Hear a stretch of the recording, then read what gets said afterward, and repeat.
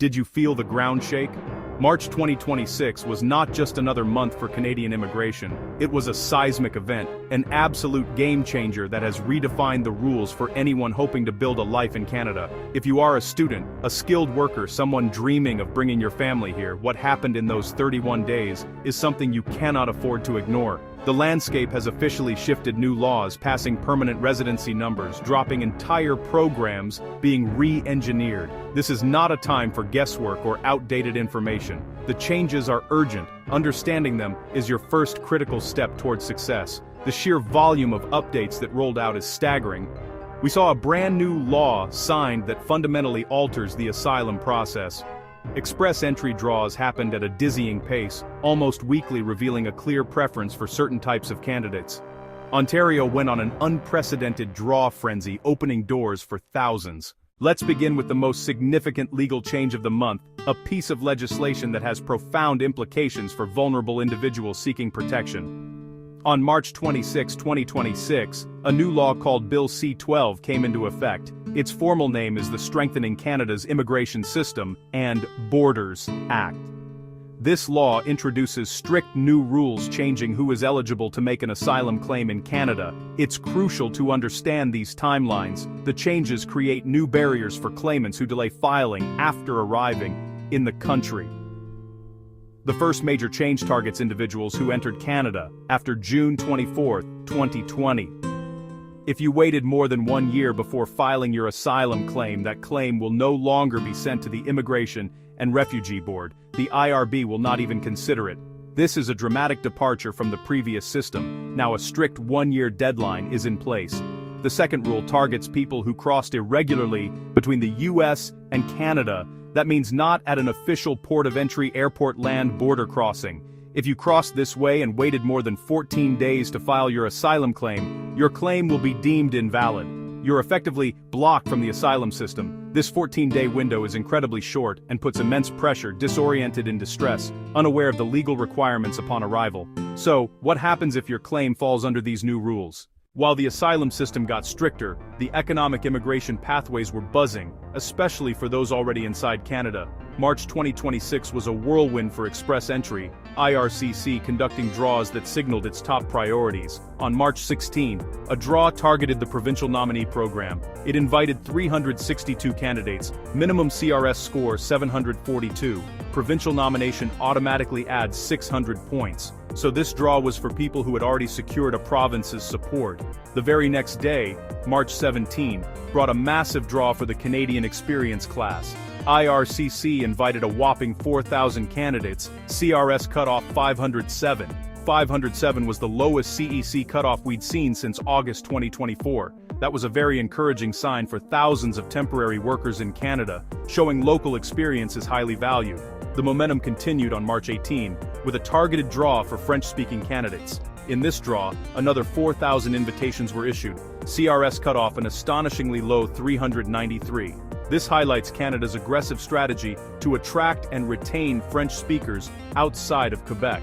If you have French language skills, or are willing to learn, this pathway represents one of the most powerful advantages. The month closed with one final CEC draw on March 31, inviting 2,250 candidates with a score of 509, reinforcing the focus on in-Canada talent. At the same time, Ontario was having its own draw frenzy. The Ontario Immigrant Nominee Program was incredibly active. On March 18, it held draws for its master's graduate stream. On March 18, it also held draws for its PhD graduate stream. Together they invited 582 candidates, with scores as low as 30. Then, on March 25, the province conducted 5 separate regional draws, sending out 1,112 invitations. Section 4. A power shift. Provinces gain new assessment authority. One of the most strategic, yet least discussed changes of March 2026. It was a fundamental shift in power from the federal government to the provinces. This change affects every single person who applies for permanent residence through a provincial nominee program. As of March 30, 2026, provinces and territories were given 2 key assessment powers. First, whether you genuinely intend to reside in the province that nominated you. Second, whether you have the financial ability to become economically established there. Previously, federal IRCC officers performed independent assessments on these points.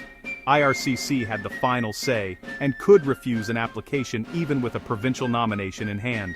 That created a two-step process with two different decision-makers. But now that has changed completely. The authority to make these two crucial judgments has been transferred directly to the provinces. If the province of Alberta nominates you, it is Alberta's assessment that carries the most weight. The federal government will now give much greater deference to the province's decision on these factors. It means your relationship with the nominating province is more important than ever. Taking a nomination from a smaller province with a secret plan to move to Toronto the day you land is not just unethical. It now carries a greater risk of real consequences for your permanent resident status. Section 5. International Students and Citizenship, a new era of scrutiny. The International Student Program came under intense scrutiny in March 2026. The Auditor General released a report with alarming findings. The audit revealed that, as of 2024, approximately 23,500 international students were essentially unaccounted for. That means there were no departure records to confirm they had actually left Canada as required by law. This pointed to significant gaps in the system's integrity and tracking capabilities. In response, IRCC moved quickly to announce 6 new measures to tighten the system. These include mandatory follow-ups on all applications flagged for potential fraud by their advanced analytics systems. Any hint of misrepresentation will now trigger a full investigation before approval. The government is also enhancing its tracking systems and will now annually share a list of students who have overstayed their permits with the Canada Border Services Agency for departure verification. The message is clear: the era of lax oversight is over. In 2023, students from India accounted for a massive 51% of all new international students. By 2025, that number had plummeted to just 8%. Canada now allocates student numbers to provinces based on regional needs and housing capacity, not just population size. For prospective students, the level of scrutiny on your application is higher than ever. Your study plan must be genuine, your documents must be perfect, and your intention to study must be crystal clear.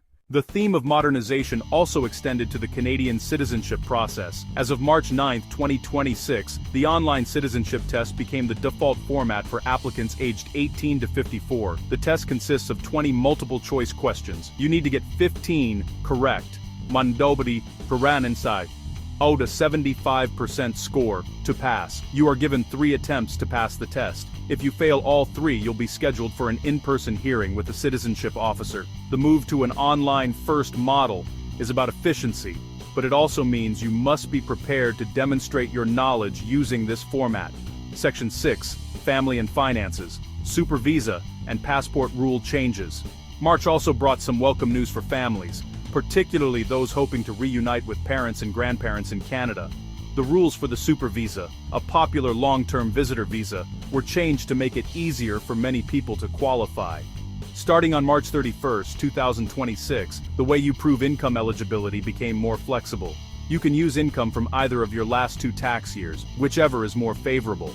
This helps people whose income fluctuates, a temporary job loss, parental leave.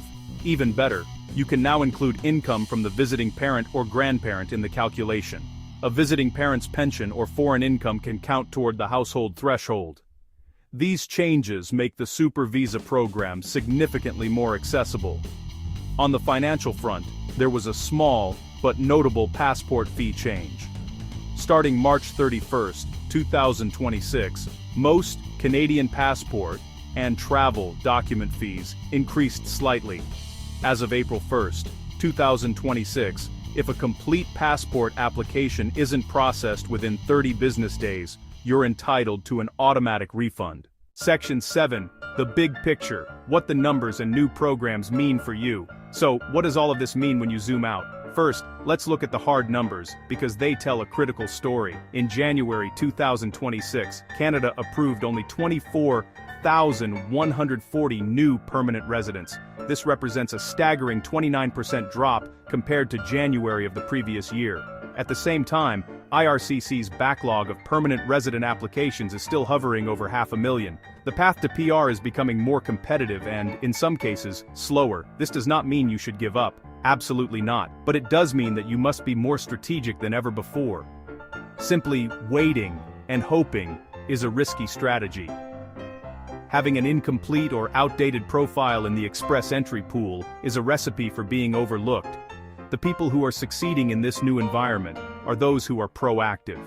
They're already inside Canada gaining valuable work experience. They're actively pursuing provincial nominations through programs like the OINP. They're improving their French scores to unlock those low CRS draws. The government's strategy, laid out in its departmental plan for 2026 to 2027, is one of sustained managed migration. They have capped permanent resident admissions at 380,000 for 2026. This signals a move away from pure volume and towards a more selective, targeted approach. Your job is to make sure your profile aligns perfectly with those targets. Occupation, language skills, willingness to settle in a smaller community. Here is your call to action. First, review your status and your profiles immediately. Before you go, subscribe for weekly immigration updates, like, share, and comment your questions. I'm Jane, thanks for watching.